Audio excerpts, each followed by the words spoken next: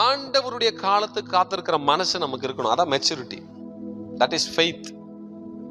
ஆண்டோட காலத்துல எனக்கு கர்த்தர் என்னை உயர்த்துவார் நான் நம்பணும். சோர்ந்து போயிடாதீங்க. அதான் பேதுரு அந்த வார்த்தையை பயன்படுத்துறார். அவர் உங்களை விசாரிக்கிறவரானபடியினாலே உங்கள் கவலைகள் எல்லாம் அவர் மேல் வைத்து விடுங்கள்.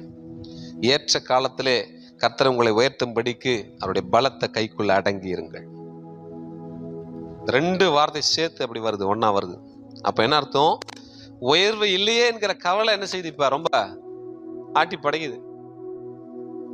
சேஞ்ச் வரலன்ற கவலை என்ன செய்யுது? நாளுக்கு நாள் மன அழுத்தத்தை கொடுக்குது. கர்த்தருடைய வார்த்தை நோக்கி வருது.